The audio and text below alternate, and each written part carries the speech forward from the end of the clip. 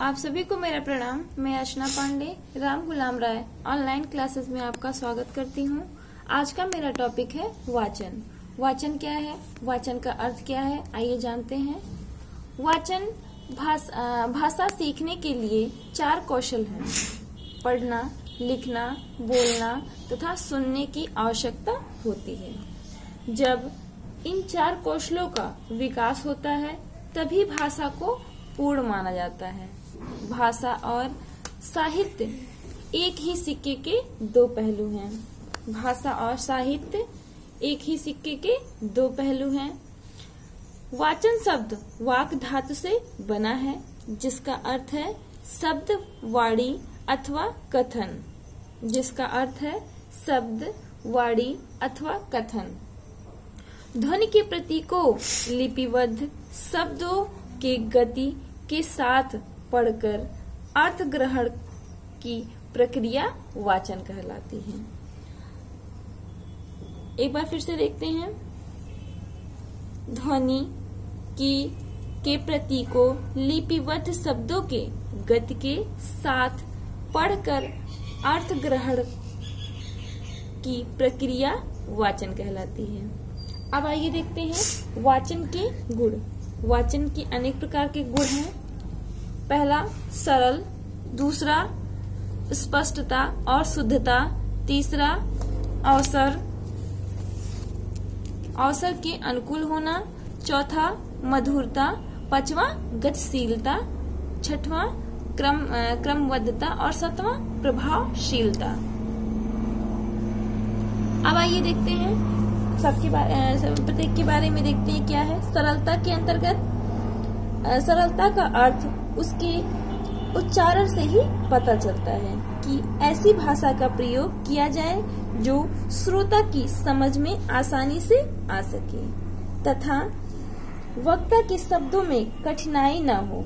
ऐसा नहीं हो कि भाषा में साहित्यिक शब्दों का प्रयोग न हो, अपितु शब्दों का प्रयोग सहजता से हो। वार्तालाप में प्रयुक्त की गई भाषा का बोधगम्यता होनी चाहिए। दूसरा है स्पष्ट या शुद्धता। स्पष्ट या शुद्धता के अंतर्गत वाचन के समय उच्चारण की शुद्धता परम आवश्यक है। वाचन के समय उच्चारण की शुद्धता परम आवश्यक है। हमारे देश में अनेक गांव या प्रांत हैं जहां क्षेत्रीय बोली या उपबोली बोली जाती है। क्षेत्रीय भाषा या बोली के कारण उच्चारण में जो दोष मिलते हैं, वहां जहां हिंदी भाषा बोली जाती है वहां भी वर्णों व मात्राओं में अंतर पाया जाना स्वाभाविक है। वक्ता में उच्चारण की शुद्धता पर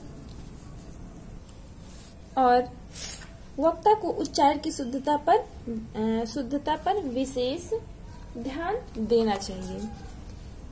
किसी भी बात को घुमा फिरा कर कहने के बजाय सीधे व सरल शब्दों में कहने से श्रोता उसका अर्थ ठीक ग्रहण कर लेता है। उच्चारण की शुद्धि का ठीक से ध्यान रखा जाए, क्योंकि हिंदी भाषा के अनेक शब्द ऐसे हैं जिनमें सिर्फ अक्षर के उच्चारण में अशुद्धि से पूर्ण अर्थ परिवर्तित हो जाता है। अब आइए तीसरा देखते हैं अवसर के अनुकूल होना। इसके अंतर्गत अवसर से यह तात्पर्य विभिन्न प्रकार के दैनिक विषयों से है। दैनिक जीवन के सामान्य व्यवहार में भाषा का प्रयोग मधुरता और शिष्टता से किया जाए। किसी भी श्रोता के अनुसार शब्दों व वाक्यों को बोलना चाहिए।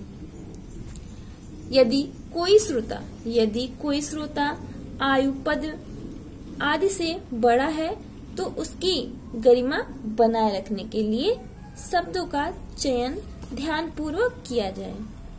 शब्दों, वाक्यों, मुहावरों, उदाहरण आदि का उचित प्रयोग किया जाए।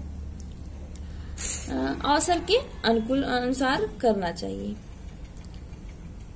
जैसे विभिन्न अवसरों पर प्रकरणों जैसे हर्ष, शोक, आदेश, निर्देश, क्रोध, शांति आदि के अनुकूल ही अपनी वाणी में शब्दों का प्रयोग करना चाहिए, अवसर के अनुकूल करना चाहिए। अगला है चौथा मधुरता। मधुरता के अंतर्गत सफल वक्ता के लिए भाषा कौशल के गुणों में माधुर्य गुण का विशेष स्थान है। मौखिक अभियोग्यता को आकर्षक बनाने के लिए वाणी में मधुरता होना अति आवश्यक है।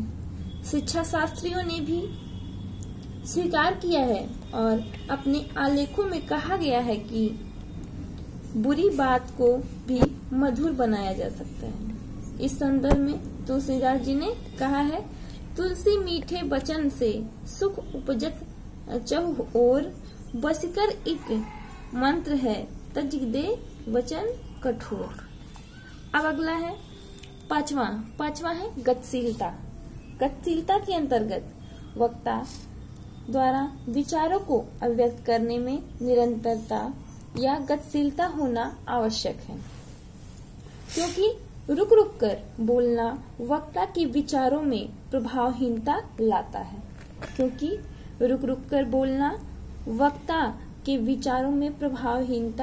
लाता है। आकर्षक व्यक्तित्व के लिए वाणी में गतिशीलता होना आवश्यक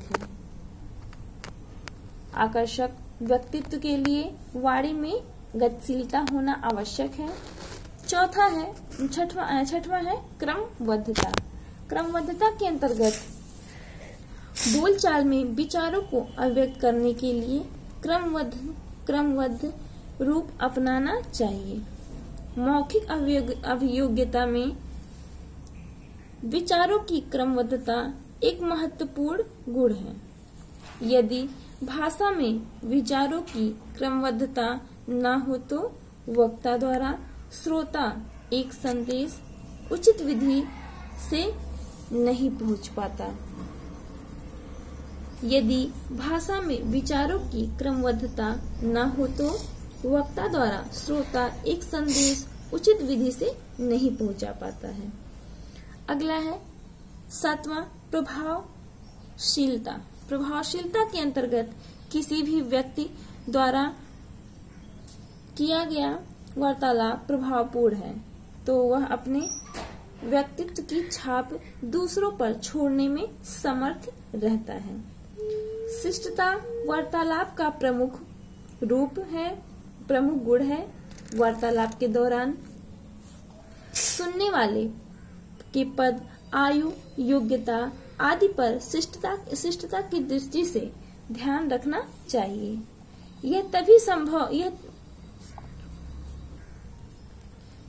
शिष्टता वार्तालाप का प्रमुख गुण है।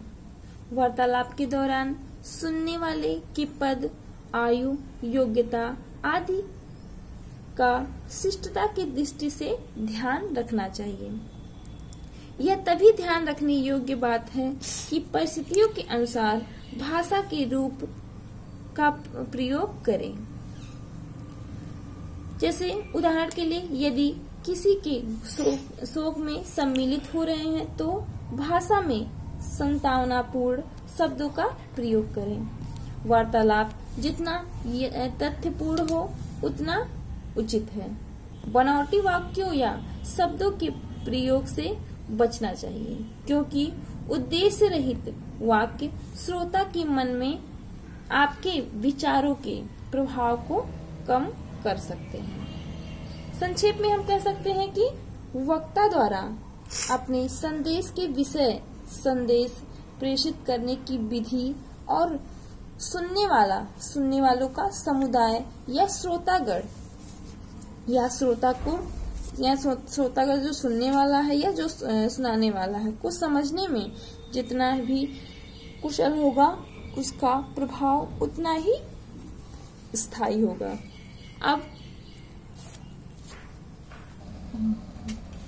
अब आते हैं, ये तो वाचन के गुण थे। अब आइए देखते हैं वाचन कौशल की आवश्यकता। वाचन कौशल की आवश्यकता क्या है, आइए जानते हैं। विचारों के आदान प्रदान के लिए वाचन आवश्यक होता है। दूसरा, निरक्षर लोगों से प्रत्यक्ष वार्ता के लिए, निरक्षर लोगों से प्रत्यक्ष वार्ता के लिए, मतलब जो पढ़ा लिखा ना हो उसको उन लोगों के लिए प्रत्यक्ष वार्ता मतलब उससे बात करने के लिए होना है। सामूहिक अभिव्यक्ति के लिए, सामूहिक रूप से बात करने के लिए, जो अपनी भावनाओं को व्यक्त करने के लिए वाचन आवश्यक होता है। सरल, स्पष्ट एवं सहज बातचीत के लिए, सरल, स्पष्ट एवं सहज बातचीत के लिए भी वाचन आवश्यक है। अगला है आपसी संपर्क के लिए। आपसी संपर्क के लिए भी वाचन आवश्यक है, क्योंकि आपस में हमारे समूह में बात करके अपने आपसी मामलों को भी निपटाने में सहयोग करता है। वाचन आवश्यक है। तो आज का मेरा टॉपिक वाचन का अर्थ, वाचन की अर्थ क्या है, वाचन के गुण क्या है, वाचन कौशल की आवश्यकताएं क्या है, इसके बारे में चर्चा किए हैं। अगले वीडियो में हम वाचन के प्रकार पर चर्चा करेंगे। आज का मेरा वीडियो वाचन यही समाप्त होता है।